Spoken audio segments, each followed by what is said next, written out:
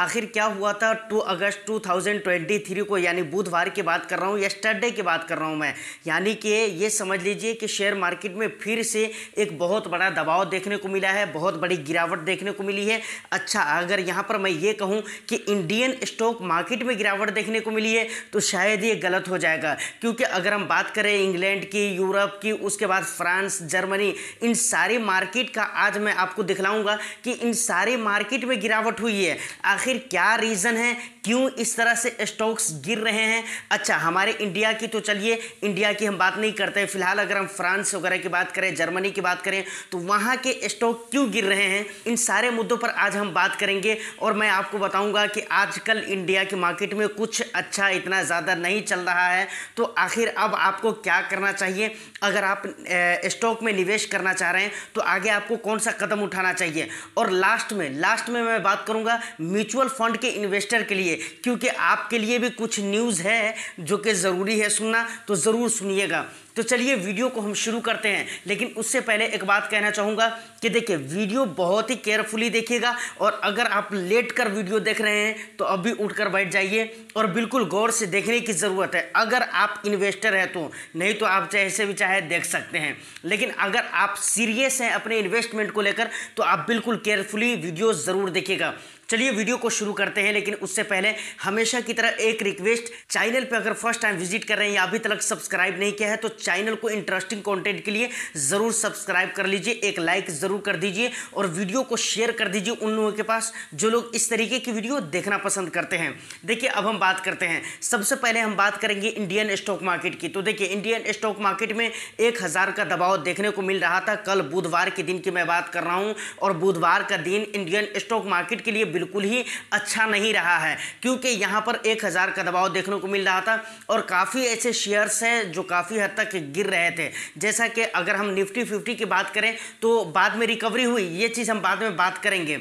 अब किस तरीके से किस इंडेक्स में गिरावट हुई है वो सारी डिटेल्स हम देख लेते हैं पहले, उसके बाद फिर हम वीडियो में आगे बढ़ेंगे।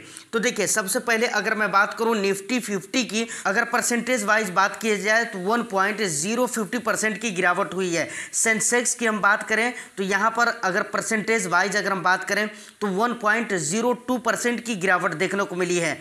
निफ्टी मिड कैप 50 की अगर हम बात करें तो 150.75, और अगर परसेंटेज वाइज अगर हम बात करें तो 1.40% की गिरावट यहाँ पर देखने को मिली है। इसी तरीके से बैंक निफ्टी की अगर हम बात करें तो 596 पॉइंट की गिरावट हुई है। वहीं पर अगर हम परसेंटेज वाइज अगर बात करें तो 1.31% की गिरावट देखने को मिली है। उसी तरीके से निफ्टी स्मॉल कैप 250 की अगर हम बात करें तो 145% की गिरावट देखने को मिली है। बट वहीं पर अगर परसेंटेज वाइज इसको अगर हम देखें तो 1.28% की गिरावट देखने को मिली है। तो भाई अब सवाल यह आता है कि आखिर इस तरीके से जो गिरावट हुई है इंडियन स्टॉक मार्केट में, तो आखिर इसका जिम्मेदार कौन है, मतलब ये किस रीज़न से, किस कारण से स्टॉक गिरने लगे हैं और इतना ज़्यादा लेवल पे जो गिरा है, तो आखिर क्यों गिरा है। देखिए इसके ऊपर हम बाद में बात करेंगे, लेकिन उससे पहले ज़रा हम और भी इंडेक्स को देख लेते हैं जो कि विदेशी इंडेक्स है। सबसे पहले इंग्लैंड की FTSE 100 की अगर हम बात करें तो 0.85% गिरावट देखने को मिली है। ये इंग्लैंड का इंडेक्स है, समझ रहे कि नहीं। उसी तरीके से यूरोप का एक इंडेक्स की अगर हम बात करें, यूरोप नेक्स्ट 100 की अगर हम बात करें तो 1.11% की गिरावट यहाँ पर देखने को मिली है। उसी तरीके से अगर हम CAC 40 की अगर हम बात करें जो कि फ्रांस का इंडेक्स है, यहाँ पर अगर हम देखें तो 1.04% की गिरावट देखने को मिली है। उसके बाद DAX जो कि जर्मनी का इंडेक्स है, यहाँ पर अगर देखें तो 1.28% की गिरावट देखने को मिली है। इसी तरीके से स्विट्जरलैंड मार्केट इंडेक्स की अगर हम बात करें तो यहाँ पर 1.31% की गिरावट देखने को मिली है। मतलब मैंने आपको शुरू में ही कहा था ना कि ये तमाशा सिर्फ इंडिया के अंदर नहीं हो रहा है और इंडियन स्टॉक मार्केट सिर्फ गिर रहे हैं, ऐसा कहना बिल्कुल गलत हो जाएगा। मतलब कहा जा सकता है कि ओवरऑल पूरी दुनिया की मार्केट गिर रही है, और ऐसा क्यों, इसका जिम्मेदार कौन हुआ। तो देखिए यहाँ पर अगर मैं आपको सीधा सीधा बताऊं तो इसका पूरा पूरा जिम्मेदार है अमेरिकन मार्केट। मतलब अमेरिकन बाजार की वजह से ये पूरी दुनिया की मार्केट लगभग गिर रही है और ये पोजीशन जो अभी देखने को मिला है ना, इसका पूरा जिम्मेदार अमेरिकन मार्केट है। अब अमेरिकन मार्केट क्यों है, आखिर ऐसा क्या हुआ अमेरिकन मार्केट में, जबकि अगर हम बात करें वहाँ पे डो जोन्स की तो देखिए 71.15 अगर हम परसेंटेज वाइज अगर बात करें तो 0.20% की तेजी देखने को मिली है,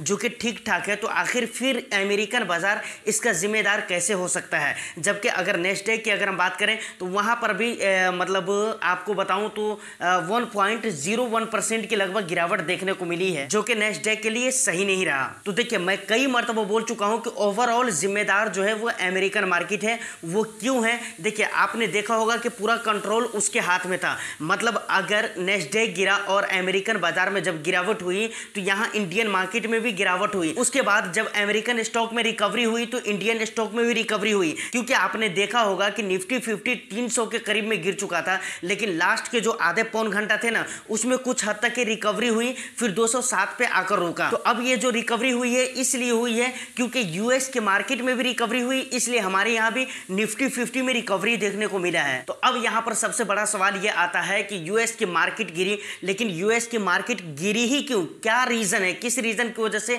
यूएस की मार्केट गिरी? क्योंकि न यूएस की मार्केट गिरती, न हमारे यहाँ की मार्केट गिरती, न यूरोप वगैरह जर्मनी वगैरह के कहीं की भी मार्केट नहीं गिरती। भाई यूएस की मार्केट क्यों गिरी? तो देखिए इसका जो रीजन है, कई सारे रीजंस है, और ये रीजन दिया किसने है? ये रीजन दिया है अमेरिका की ही एक फिच रेटिंग एजेंसी, एक कंपनी है जो कि 100 साल से ज़्यादा फिनेंस इंडस्ट्री में काम कर रही है। उस कंपनी ने इस तरह की रेटिंग और इस तरह का कुछ रिपोर्ट जारी किया, जिसकी वजह से यूएस स्टॉक मार्केट गिरा और उसका असर फिर पूरी दुनिया पे पड़ा, फिर हमारे भारत के स्टॉक मार्केट पे भी पड़ा। देखिए अब वो रिपोर्ट क्या है। देखिए फिच रेटिंग एजेंसी ने जो रिपोर्ट निकाला है, उस रिपोर्ट में यूएस के क्रेडिट स्कोर को डाउनग्रेड्स कर दिया है। मतलब यूएस का जो क्रेडिट स्कोर था 3A था, अब 3A से घटाकर उसको AA+ कर दिया। ये किसने किया है? फिच रेटिंग एजेंसी कंपनी ने किया है ऐसा। अब यहाँ पर दो बातें समझने वाली है। सबसे पहली बात यह है कि यूएस के क्रेडिट स्कोर को क्यों डाउनग्रेड्स कर दिया गया, मतलब क्यों कम कर दिया गया, और दूसरी बात कि क्रेडिट रेटिंग का क्या मतलब है। तो देखिए डाउनग्रेड्स का अगर हम मतलब की बात करें तो डाउनग्रेड्स का मतलब कम कर दिया, गिरा दिया, लो कर दिया, जो भी आप कहें, मतलब 3A से AA+ कर दिया है। देखिए अब बात आती है क्रेडिट रेटिंग का क्या मतलब है। तो देखिए जैसा कि आप भी जानते हैं और हम भी जानते हैं कि मतलब हर कोई लोन लेता है, गवर्नमेंट को ज़रूरत पड़ती तो गवर्नमेंट भी लोन लेता है। अगर हम अपने भारत की बात करें तो भारत की सरकार भी लोन लेती है, यूएस की सरकार भी लोन लेती है। मतलब ओवरऑल दुनिया भर की जितनी भी सरकारें हैं, हर जगह की गवर्नमेंट लोन लेती है, समझ रहे हैं कि नहीं।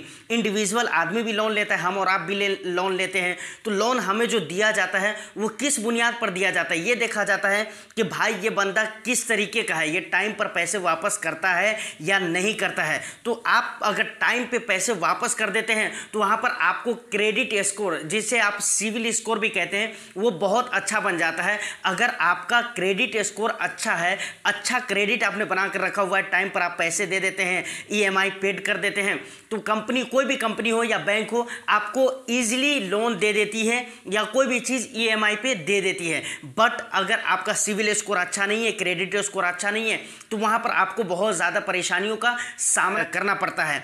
तो यहाँ पर फिच ये कहना चाह रही है कि हमने अमेरिका के क्रेडिट स्कोर को 3A से AA इसलिए कर दिया कि अमेरिका की जो गवर्नमेंट है ना, इसकी क्रेडिट इतनी अच्छी नहीं है। मतलब अगर गवर्नमेंट को लोन चाहिए तो वो तो मार्केट में जाएगी ना, और मार्केट क्या देखती है, लोग क्या देखते हैं, क्यों लोन देंगे आपको? क्योंकि आपका क्रेडिट स्कोर होना चाहिए। तो फिच ये कहना चाह रही है कि अगर आप अमेरिकन गवर्नमेंट को लोन देते हो तो आपके पैसे तो मिलेंगे, लेकिन एक बात याद रखना कि थोड़े नखरे आपको झेलने पड़ेंगे, यहाँ पर थोड़ा तमाशा होगा, उसके बाद आपके पैसे मिलेंगे। पैसे आपके रोके नहीं जाएंगे, मिल जाएंगे, लेकिन आपको थोड़े नौटंकी बर्दाश्त करने पड़ेंगे, थोड़े नौटंकी करने पड़ेंगे। मतलब यूएस गवर्नमेंट नौटंकी करके तब आपके पैसे लौटाएगी, लेकिन लौटाएगी। तो फाइनली फिच एजेंसी यही चीज कहना चाह रही है। कल 11-12 बजे वगैरह के करीब जब ये रिपोर्ट आई, तो इस रिपोर्ट के बाद यूएस स्टॉक में काफी गिरावट देखने को मिला और उसका असर पूरी दुनिया के स्टॉक पे पड़ा, यहाँ तक कि हमारे भारत के स्टॉक मार्केट में भी इसका असर